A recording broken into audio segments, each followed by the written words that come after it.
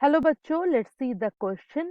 Here the question says that the term basal body is associated with the development of. Okay, तो ये जो basal body है वो किसके development में help करते हैं बताना है. We are provided here with 5 options. Option A is cilia and flagella, cell plate, phragmoplast, kinetochore and the flagella. Only flagella. Okay, अगर बात करें हम बेसल बॉडी की, okay let us talk about the basal body. अगर हम बात करें basal body की, तो बेसल बॉडी हमें कहाँ देखने को मिलती है? We could see it in the base of cilia and flagella. तो सीलिया और फ्लैजेला के बेस में जो स्ट्रक्चर प्रेजेंट होता है, that is basically known as the basal body. Fine. अगर हम बात करें सीलिया और फ्लैजेला की, तो हमें मालूम है सीलिया और फ्लैजेला क्या है? They are basically the extension. कह सकते हैं ये मोटाइल एक्सटेंशन है जो एक्सटेंड हुई है फ्रॉम द सेल मेम्ब्रेन या सेल से, और इनको हम इनक्लोज करके रखते हैं इनसाइड द सेल मेम्ब्रेन. तो सीलिया और फ्लैजेला के बेस में जो स्ट्रक्चर प्रेजेंट होता है, that is basically known as the basal body. अगर बात करें बेसल बॉडी की, तो हम कह सकते हैं ये जो बेसल बॉडी है, it is derived from centrioles. कहाँ से डेराइव होती है? It is derived from centriole. जब हम बात करते हैं सेंट्रियोल्स की, ये प्रेजेंट होता है सेंट्रोजोम्स के अंदर, और सेंट्रियोल्स बना होता है ऑफ द माइक्रोट्यूब्यूल्स. तो ये किससे मेड अप ऑफ है? We can say centrioles is basically made up of the microtubules.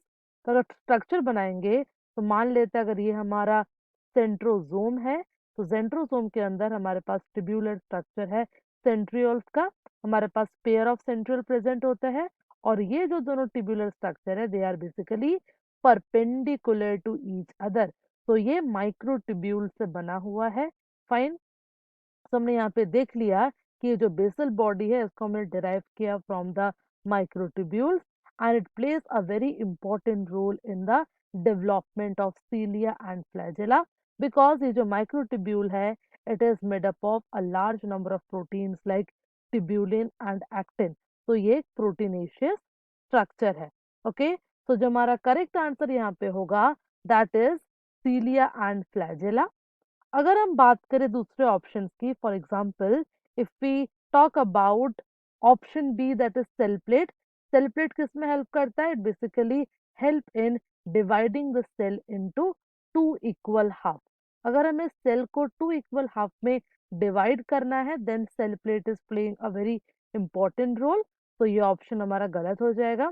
अगर बात करें फ्रैगमोप्लास्ट की, तो फ्रैगमोप्लास्ट एक cell specific, plant cell specific structure है जो कब बनता है? If we talk about this, तो हम कह सकते हैं जो फ्रैगमोप्लास्ट है, तो फ्रैगमोप्लास्ट एक स्ट्रक्चर है that could be seen in case of plant cell. ये प्लांट सेल में देखने को मिलता है, and this is a structure that is formed at the late phase of cytokinesis.